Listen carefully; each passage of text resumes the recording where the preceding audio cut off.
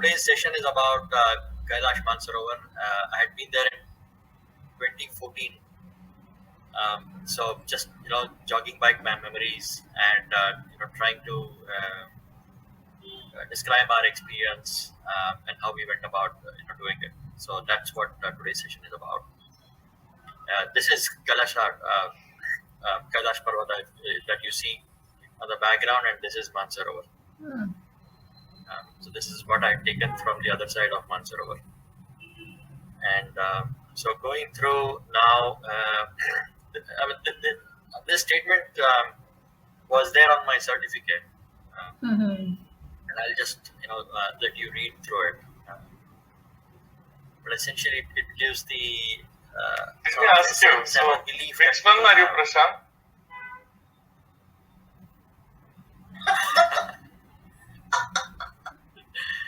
I love eating, so somewhere here, or maybe the rat.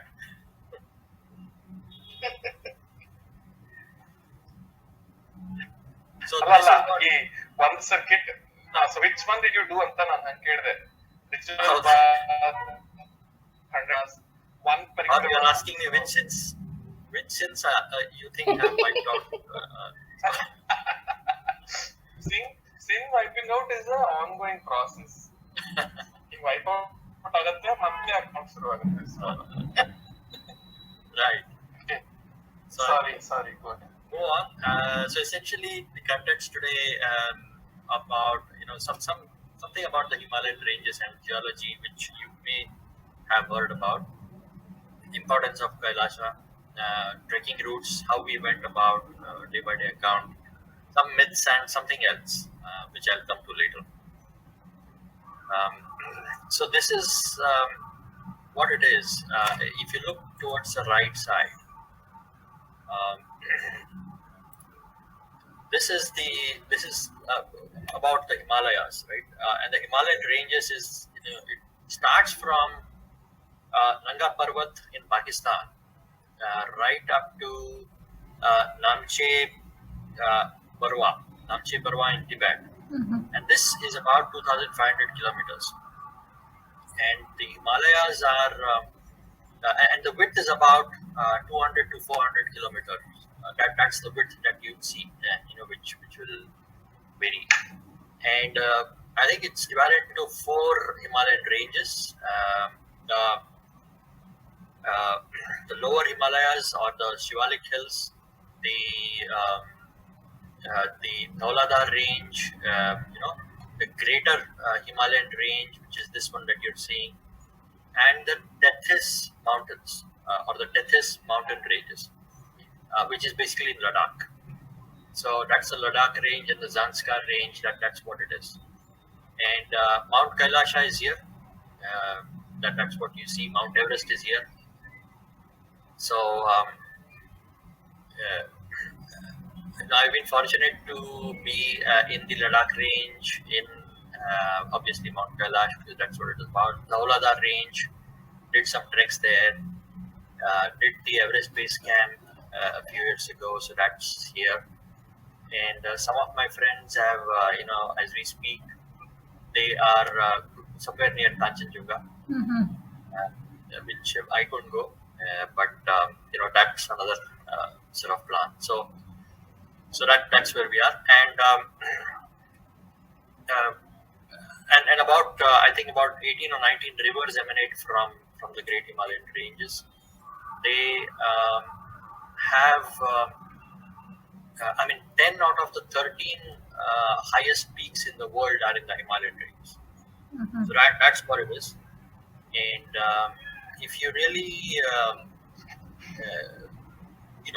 you might be aware how the Himalayan ranges actually formed, and the part of the entire Indian subcontinent was stuck with Africa about 200, 300 million years ago, and that whole plate broke off, and it kept on traveling over millions of years towards the Asian plateau, and then it sort of went and rammed into the Asian plateau about 20 or 50 million years ago. And when the sort of plate stuck the uh, Indian subcontinent. It went and rammed into the underbelly of the other plateau. I think it was Gondwana or something, and that is where the mountain range started forming. So you'll see all this mountain range that has actually formed very recently in the history of Earth, and that actually created a climatic barrier also. So this part, which was China, which scientists say was quite green, etc. And it used to rain all the time. That suddenly became the windward side. So it blocked all the clouds, and the leeward side, which is the Indian side, became greener, whereas the Ladakh side or the Tibet side became arid, and it lost all its vegetation. That was the geological and ecological change. And the ocean that used to be here, where India was used to be called the Tethys Ocean. So that's what it is. Okay, so more about that in a little moment. And to your left is this is where Mount Kailasha is. So this part here. Um,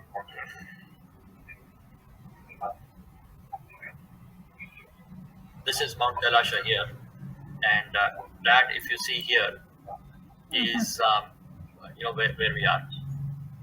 Below that are two lakes, Lake Mansarovar, which is this one, which is the highest freshwater lake in the world, and next to it is called the Rakshastal, and it is divided by a very thin landmass, right? And they are very, very close to each other actually, in a lot of places. And Kailash Parvat, as they say, is supposed to be a black rock, and it is very, very distinct from its surroundings. This one that you see here, it's very, very distinct from its surroundings. It is black rock, whereas the surrounding is something else. It's more like brownish soil or something like that. And the height is about 22,000 feet. This is the inner, you know, circle. Nobody is allowed inside the inner circle. Nobody goes there. And you do a parikrama basically on the outer mountain range. So there is another outer mountain range outside of this. That is where you are allowed to sort of do a parikrama. And it is a source of four great rivers: Brahmaputra, Satluj, Indus, and Karnali. So that is what it is, and that is the sort of geology. How long does it take for one parikrama? It takes 3 days. Oh, really? Wow. But fitter person can do it in 2 days. Prashant, where is Uttarakhand and Nanda Parvat here in the map? Where did it fit in? Uttarakhand is somewhere here. Dhauladhar and Shivalik. That's right. Dhauladhar ranges. Okay. Yeah. Nanga Parvat is in Pakistan, somewhere here. Yeah, Nanga Parvat, I think, right? Nanga Parvat.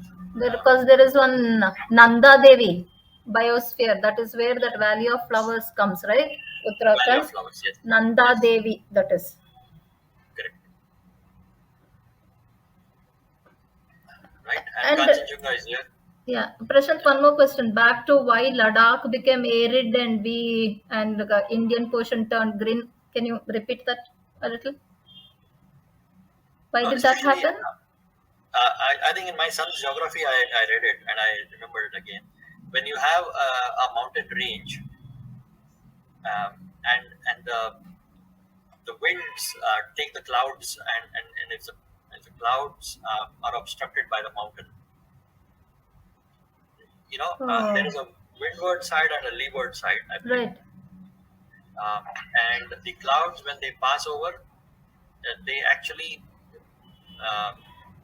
the rainfall happens on the other side of the mountain. Hmm. So if clouds are sort of forming here, Ah. you will basically have all the clouds sort of meeting there, because at that height, obviously, they're at a lower level and things like that. So this becomes a very cold region and an arid region. So there is a huge temperature difference between this region and say this region. Ah. And it rains more here, and it rains very less here. Okay. That is why Ladakh is like a desert. Right. Thanks, Prashant. So if I go on, what's the importance of Mount Kailasa? You might be already knowing a lot of these things, but this is a sort of this is from the Ellora Mountains, and you've got Ravana here. Ravana here, and Correct. apparently Ravana, captured a Tibetan region somewhere, and he was on his way to Lanka, and there his chariot was going over, was planning to go over the Kailash Parvat, but he was stopped by Nandi. And he fought with Nandi, fought in the sense war of words. And Nandi cursed him, saying, "You're not listening. Can't go. You will be killed by a bunch of monkeys." That's what Nandi cursed him. And then he then he got angry with Nandi and with Shiva, and he went and he said he wants to destroy the Kailasa mountains. So he, before doing that, I think he went and had a bath in the Rakshastal, and that bath also sort of swayed his mind and corrupted his mind. So he actually then started pining for Parvati, and then he started lifting the Kailash Parvat. So Parvati, and he yearned for Parvati also. And Parvati became very nervous and terrified. But Shiva, with his big toe, he just pressed Shiva and put him under the ground. So there he was sort of buried for about 1,000 years, as the mythology says. And only after he started singing and composing songs for Shiva. I think one of them is the Tandav, Tandava shlokas, which Ravana is supposed to have composed. Then Shiva, pleased with his prayers and devotion, he granted him a sword, which was the sword given by Shiva, and also gave him a linga. But he said, if you put down the linga, it will stay there on that ground forever. So the gods became a bit nervous. So they asked Ganesha, and Ganesha tricked him into handing him over the linga. And I believe Ravana handed over that linga, and Ganesha put it on the ground, and that, they say, is in Gokarna. Or some say it is in Balasore in Orissa. But in any case, so after 1,000 years, Ravana became free, and that is how it is supposed to be. And it was Mount Meru or Sumeru, which was Shiva Parvati's abode, as understood by the Hindus. The Jains also have a lot of reverence, because apparently their first Tirthankara, Rishabdeva, he attained Nirvana there, in that very place. Before the Tibetans, there were the Bons. The Bon was a religion in that area, and for them, it was the place of the great mandala, or the precious jewel of snow. So they called it Rinpoche. And after the Bons came the Buddhists, and for them, it was a wheel of bliss. That is what there is, uh, right? And what the Buddhists do is they do or the Tibetans do is they do a Kailash Pura. So they do the parikrama, but with full body prostrations. And if you see the ladies here, and I saw a lot of them doing it, they wear gloves, thick gloves in their hands, socks, and kneecaps, and they do these prostrations. So it's like doing Surya Namaskara Mm-hmm. across the during the entire parikrama, Wow. and that can take easily a month or more. Hmm. And you try doing a few Surya Namaskaras at home, and you'll feel so tired. You raise your collar if you do 108 Surya Namaskaras, but just imagine their stamina and devotion when you do it for a month Hmm. and across this kind of a land. So that is how revered, and sacred this place is. For us, we were not too religious. It was a trekking route. Somebody said, "Let's go there," and we just went there. That's how it happened. Okay. Yep. So if I move on, usually people ask what are the trekking routes and stuff. So this is where we are. So if you see New Delhi, usually people fly down to New Delhi first, and then go to Kathmandu, and from there, fly over. Nowadays, you can go from New Delhi to maybe Lucknow, and then to a place called Simcoe or Simcoe, and from there you take a chopper to China, and from there you take a bus. Right? Mm-hmm. Nowadays it's become easier and less exciting. Mm-hmm. When we went a few years ago, we actually flew from New Delhi to Kathmandu, and went to a place called Chitwan, and from there we crossed the border from Kodari, and from Kodari we walked across to the China border, and from there we had a military escort taking our bus to Nilam.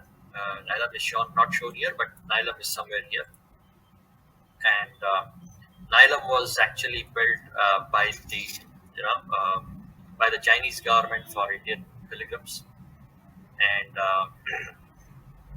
it's a very posh, supposed to be a posh, sort of a setup. But I'll tell you how posh it is a little later. And from there, we made our way to Saga. Saga is where the Brahmaputra flows, and it's just a very small river. And we took a bus and kept on going. Had 2 or 3 halts, and finally reached Mansarovar. And there, the Chinese government sort of takes over. So you go into their bus. There we do a full parikrama. There you can stop somewhere on the way, just to do an arati and sing prayers and have a dip. And there is accommodation there in some lodges, and that is from Mansarovar. Then you drive down to Darchin over here, and from Darchin there is a that is where the trek starts. So you stay overnight in Darchin. Early morning start, because it's a very long trek. So you go from like 4,500 meters to 4,900 meters. So to Derafuk, and you cross something called a Yamdwar. It's just a small sort of a pagoda-like structure, and it's a long trek to Derafuk. And in Derafuk, there is a halt in the night. It's already a mountainous region. You can see the Kailasha Parvat. If it is clear, if it is very cloudy, and then that in that region usually it gets very cloudy, then with almost no visibility. But if you're lucky, you can get a glimpse of the Great Mountain. And the second day is crucial. The second day actually takes you to around 19,000 feet, which is about 5,600 meters plus. So you cross Dolmala Pass, which is the highest altitude in the circuit, and then you go across to Gauri Kund. It's a small pond where Ganesha is supposed to have been born, and also it is the place where Ganesha's head is supposed to have been cut off by Shiva. Right. So that is what you do. You do the full parikrama. You come to Zutulfuk. You stay overnight, and from Zutulfuk, it's a nice Darchen. The worst is over. It's only about a 3-hour walk. So essentially, the 3-hour walk can be squeezed into the second day. But the second day itself is, first and the second day are so emotional and so draining. It's better to take a rest. So if you reach Darchen, then you are on the road. So it's a long road, and you can go up to Prayam that way. The long circuitous route. But the good part is, you get acclimatized on the way. From say Lucknow, which is I don't know what altitude, but it's on the plains to the mountains, and a lot of people get AMS over there. So that's the thing. Another thing that happened was, and that's one of the adventures we had was in those days you didn't need a visa, or even now I don't think you need a visa to get into Nepal, but you didn't even need a passport. So I think my passport was up for renewal or something, so I didn't have it. And I just took my Aadhaar card and PAN card, thinking that they'll allow. And they did tell me that they'll allow, but they stopped us at New Delhi, and they said you can't board the flight. Right? And I thought that's the end of Manasarovar. But funnily, they said voter's ID card will do, but I didn't have that either. So 2 of us were left out, whereas the rest of the entourage, they made their way to Kathmandu, and we said what to do. And fortunately, we had someone in the group who runs an office, who had a relative in this place called Raksol, a small little town. And he said, "Hey, if you come here, I'll arrange something for you." So we flew from New Delhi to Patna. It's not shown on the map, and stayed overnight at Patna. Had never dreamt that we went to Patna in Bihar. I mean, all the places. And we then took a cab to this place called Raksol. And from Raksol, there's a twin town called Birganj in Nepal. We quietly crossed the road with our luggage from Raksol to Birganj, and then took another cab and went to Chitwan. And Chitwan is a national park, so that's where some of our folks also stayed, enjoying the wildlife there, all the elephants and stuff.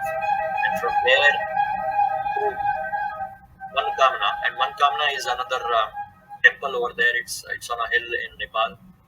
Mankamna means whatever you think, or you pray will. I mean, you'll sort of, if you deserve it, you'll get it. that is the Manukamana Devi Mandir over there. And through that, we sort of went to Kodari. And you might be wondering why people don't take this route. Is because when was it? I think 2019 or 18 sometime. There was a huge earthquake, if you remember. So a lot of the mountain ranges actually, there was a huge landslide, and a lot of villages were actually buried under that landslide. So Kodari was one of them. Mhm. So this route is blocked now, so nobody can go through this route. But it was a beautiful valley, and nice people, and the very nice villages. And I'll show you in some time how Kodari was. And from there you walk across to China, and from there you're escorted, and you have a military escort, right? And in that year, I think it was the Lama's anniversary when he fled Tibet, or Oh, okay. something of that sort. So anybody with foreign passports, American passports, like we had some, they were just not allowed. Right? Mhm. And Dalai Lama had to cross over to India in 1959. Mm. And I don't know how many of you have seen the movie 7 Years in Tibet. No. I strongly suggest you see the movie or you read the book. 7 Years Okay. in Tibet is played by Brad Pitt, and Yeah. it's all about two soldiers who are fighting, I think, in Burma or somewhere. They're Germans. They're fighting against the British, and they escape. Uh, you know, after they get captured, and they escape and go to the forests, and they land up in Tibet, and they are cut off from the rest of the world. And there they meet the Dalai Lama, who was just a boy. Mhm. And the Dalai Lama actually asks them a lot of questions in terms of how the Western world is, and they that's how he learns, the Dalai, about the Western world. And it's a beautiful movie about life in Tibet, and how they came to know that yes, now and actually after 5 or 6 years after the World War ended, that's when they realized that the war had ended. And I think the lead, I mean, whatever person's role Brad Pitt played, is still alive, and he's still a very good friend of the Dalai Lama. Mm. Okay, and they've gone back to Austria and Germany. That's what the story is. So you should definitely see that movie. I'll see as well as read, Prashant. I'll do both. Yeah. And I think the Indian government also sponsors a route which actually takes 21 days to do a parikrama. Hmm? It starts somewhere from UP, Mhm. and I think Nepalganj or somewhere, and takes you to Tibet. How long was your trip, Prashant? Ours was about 15 days, I think. 15 days. So there are some of the photos. We wanted to fly down to Nepal, but here we are. This is Patna, and this is the river Ganga. Mhm. I think it's about 3 kilometers wide over there. This is one of the world's longest bridges. So we went through that. We went to all these places, Vidisha and all those Oh. places. But the road to Nepal is very, very long, and not very good. We came to know that there are a lot of transport trucks, right, like this one. Hmm. They get into traffic jams which don't get resolved for 2 to 3 days. Wow. So the drivers just go under the truck and sleep and play cards. That's what they do. Hmm. Right, and finally we reached Raxol. This is the border, and so both of us, another lady and myself, we sort of traveled together Hmm. and had some sort of an adventure. And we had a architect with us, who drew nice little sketches, and I'll show some of these sketches. So this is Godari. You may not be able to read it, but this is where the village was. And you just look at the scale of the mountain range. This is Tibet, and this is Nepal, and it's divided by a huge valley, and there's a huge river flowing down, right? Um, and this is where we were, and people. This is a road, and this is a hotel, and the hotel's two legs, the hind legs are deep down into the valley, and your two, and it's got two legs on firm ground, on the road.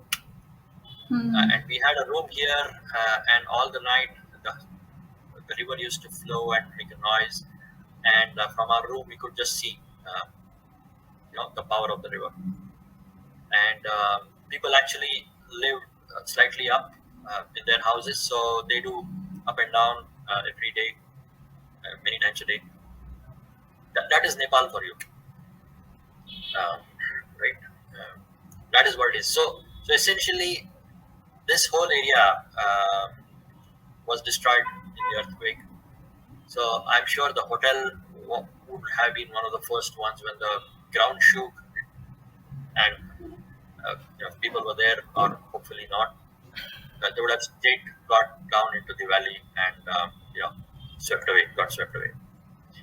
So that's how it is. And this is a bridge that again shows the mountains, the huge mountains, Nepal and Tibet.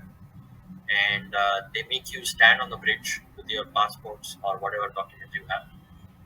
And it's like one of those, some of those movies where you cross the border, and that's where China takes over. Okay, but very beautiful, and people being very, very friendly. That's how it is. So all in all, I think that is how we went. So finally, after all the road journey, we reached Manasarovar. This is where you are, and once you go there, you feel so tired, and a lot of our group members actually cried, because once you sort of go through all the pains to reach there, and you finally reach, there's a certain level of calmness and emotion that will sort of overwhelm you. Overwhelm you. Yes, Prashant. I've seen it happen. Hemkund Sahib, Badrinath. I have done that. Correct. Cried, literally. Yes. And a lot of people, we all hugged each other, and it was so nice. The Manasarovar parikrama, the Chinese bus takes you in a parikrama with a video playing all Chinese songs and stuff like that, which you don't understand. And finally, you reach you reach a camp, and this is where it is. So at the base somewhere, we camped for the night in Manasarovar, and this is Rakshastal, by the way, which is next to it, and the road goes between the two, and there's hardly a difference between them. And by the way, Rakshastal, and again from the geology, is actually the water is filled from the Manasarovar mountains. So people might think, sorry, what am I saying? The Kailash Parvat water flows, when it melts, it flows into the Rakshastal. It doesn't go to the Manasarovar. And the Manasarovar lake is formed by water that flows from other nearby mountains. And that is how it is. And the Rakshastal is, they say, Rakshastal is very, very salty. And that is because the river doesn't flow out of the lake. And there's a term for it, which I, the scientific term which I don't remember. But water just evaporates. That's the only way out of the lake. And therefore it is salty. The other thing is they also say that it's a remnant of the Tethys Ocean, and that's why it is salty. So I know there are different theories to it. Whereas Mansarovar is a lake that is alive. It is alive with fish. It is alive when birds fly over it, but you don't see a single bird flying over Rakshastal. Mhm. That is the mysterious part of it. So that is how it is. Okay, so moving on. This is the parikrama. As I said, you land up in Darchan, which is here.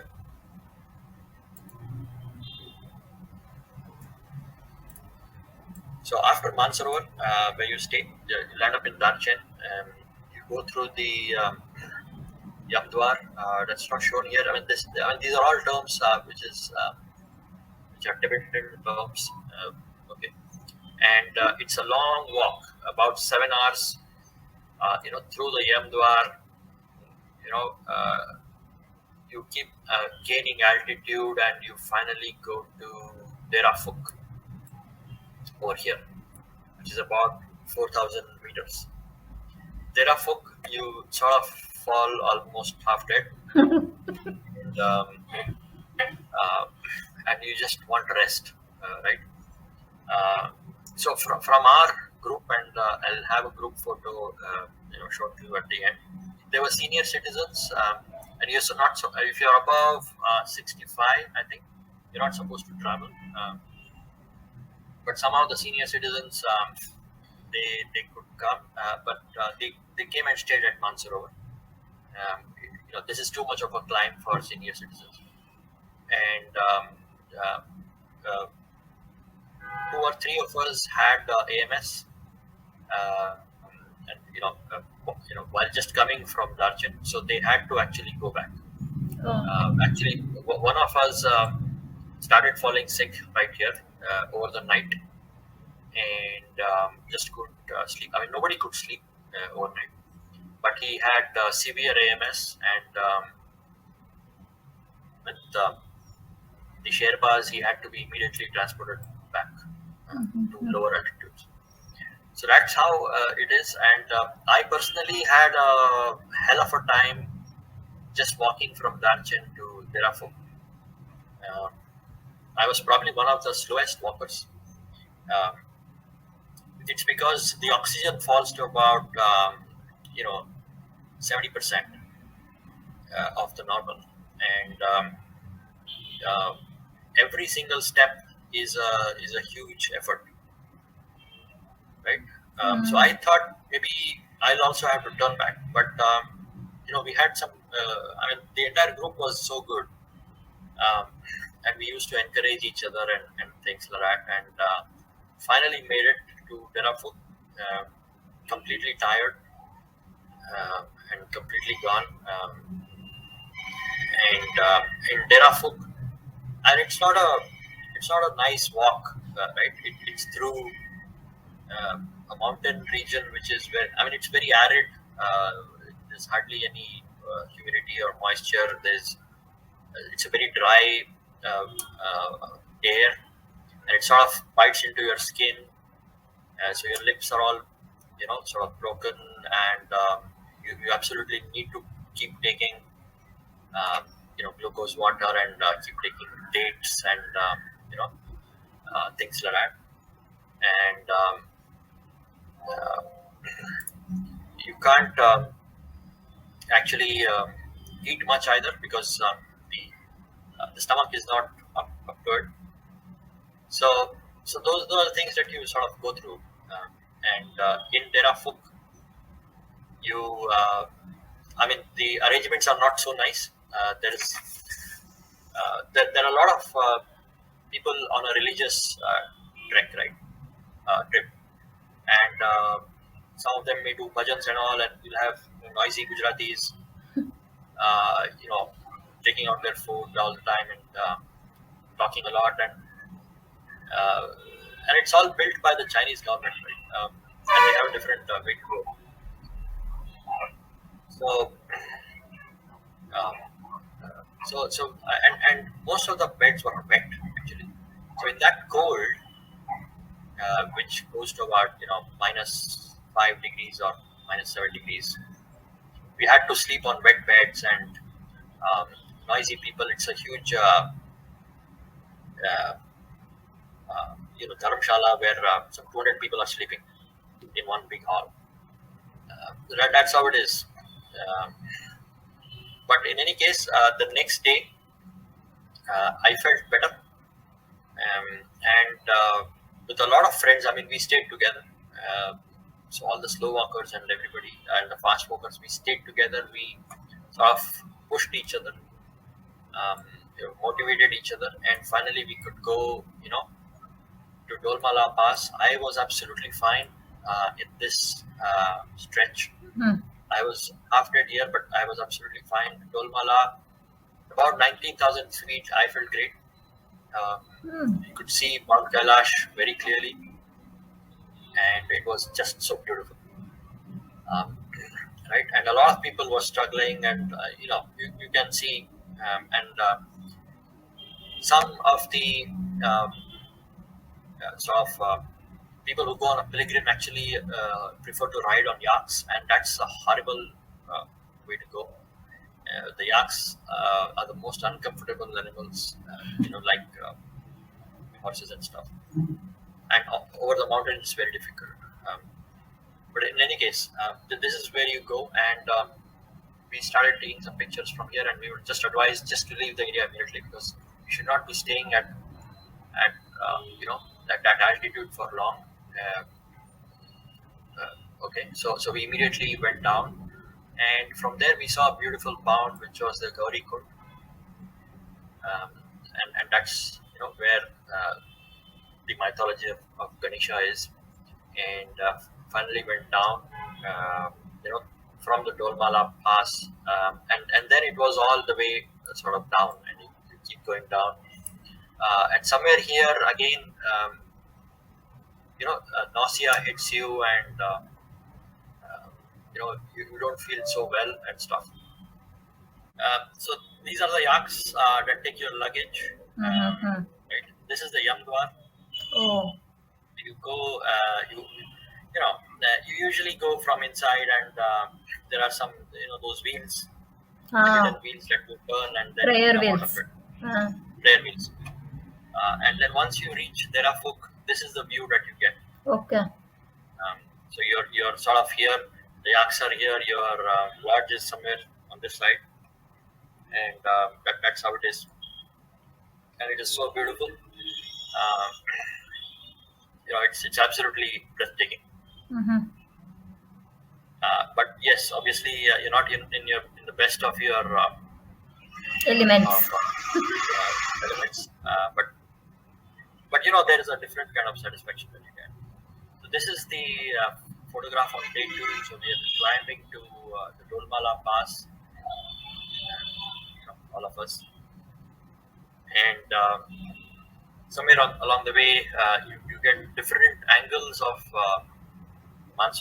the Kailash Parvat, and this is the Gauri Kund.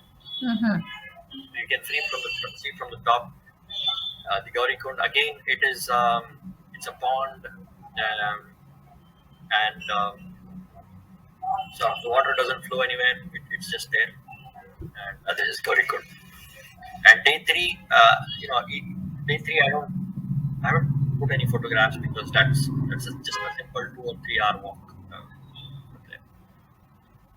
Prashant, So, yeah. huh. Are there no oxygen cylinders and all at the top place that you went? No, the guides can carry some small oxygen cylinders. That's it. It's a portable.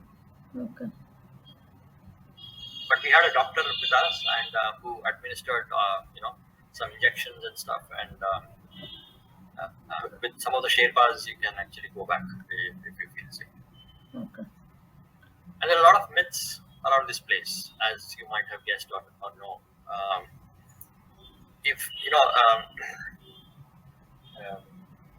Jaggi Vasudev from the Isha Foundation, he actually goes on trips, or he'll take a tour, And there, if you see some of the YouTube videos, he's basically saying that this mountain has come out of nowhere, and it is sort of alien to the region. It's huge. It's a huge black rock, which is like it has been just installed there, and it's absolutely different to the surroundings there. And he thinks it's installed by the aliens, or it was a man-made pyramid, because it is a pyramidal structure, and that's how they say it could be. It is also said to be the center of the universe. The Bon philosophy and the Bon religion thinks it that way. That's Mount Kailash is the center of the universe. If you look at the kilometers from Stonehenge, it's about 6,666 kilometers. From the North Pole, it's the same distance, and it's exactly the double to the South Pole. So somebody has made this statistics and stuff. We don't know whether it's true or not, but they call it to be at the center point of the universe. I thought the Earth, but the universe. Then time travel. They think you're actually traveling in time, and they say that your nails and hair grow. What they usually grow in 15 days, you'll grow it in 2 days. That's how fast it grows. That's what they say. I didn't notice. I didn't even know about it. That's what they say. One reason to go, Prashant. Hair will grow means let's go. Well, this is what I got actually after the trip. Before that, I didn't have it. Maybe if you knew, it would have grown, Prashant. So, they said do one more parikrama, you will grow all the hair, and I said nothing. But what I also believe is there is mystery lights on that. A lot of people.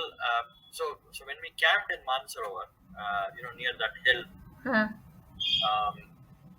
they told us about it, and the next day was going to be really gruesome. We were supposed to wake up at 4 o'clock, and in that cold, have a long trek. So a lot of us actually said, no, we'll rest because it's more important to do the parikrama than to get some mystery lights. But some actually went and saw. It starts from 2:45, I think, a.m. Goes up to 3:30 a.m. They actually saw light coming from the sky,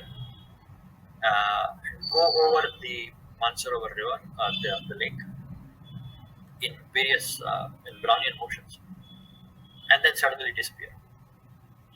So our friends actually saw some of those lights, and we don't know. It might be a scientific reason, or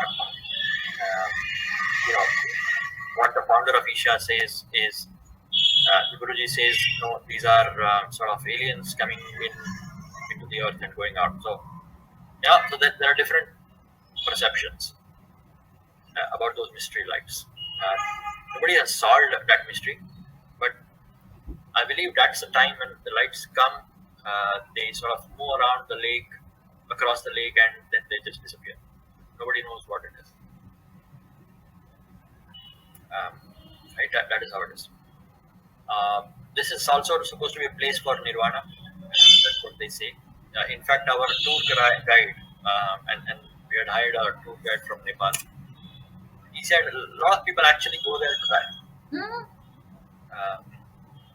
And a lot of people some people actually die there.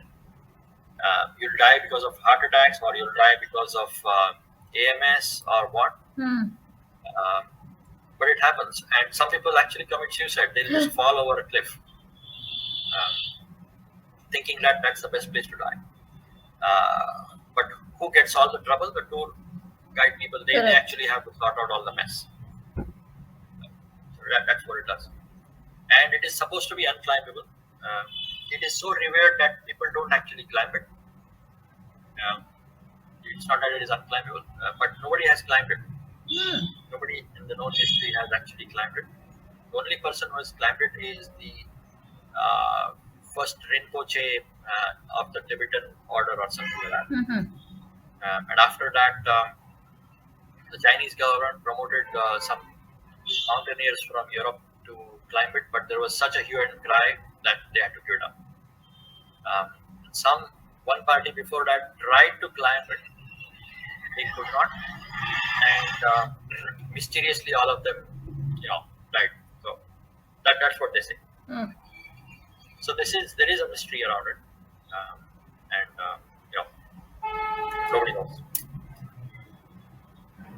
right? And this is also a place where Shiva's ganas used to sort of roam around. And the ganas are the soldiers of Shiva. That's what it's supposed to be.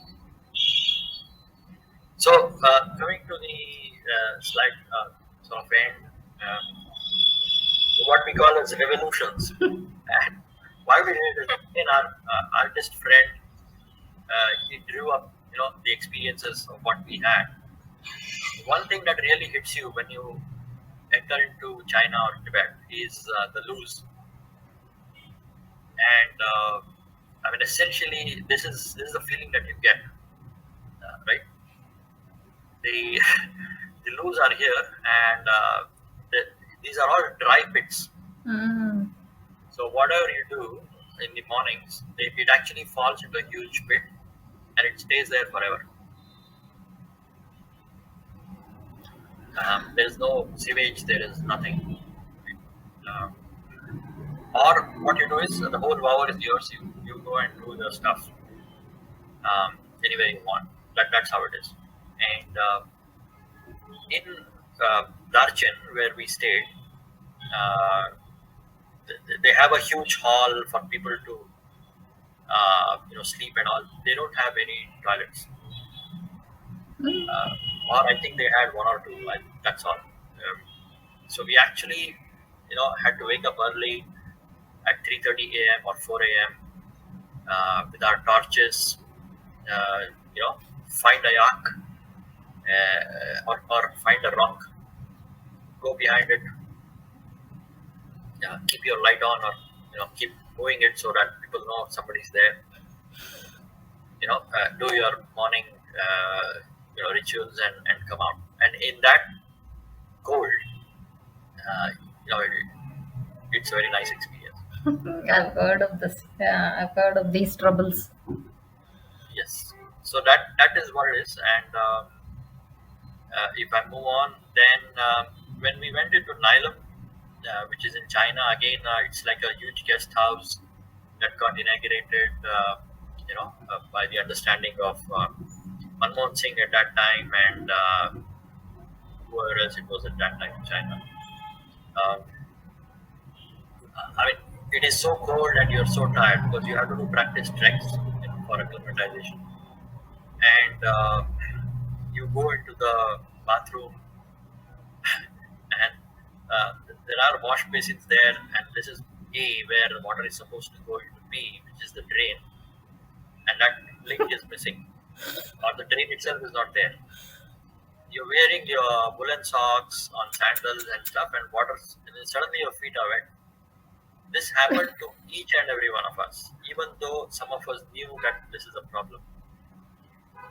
And socks don't dry so easily, woolen socks, and you don't have too many spares either. So we had fun time going through that, and that experience itself was different. And here again, if you see, you just sit and it falls down on a pit, and it's not a pleasant smell either.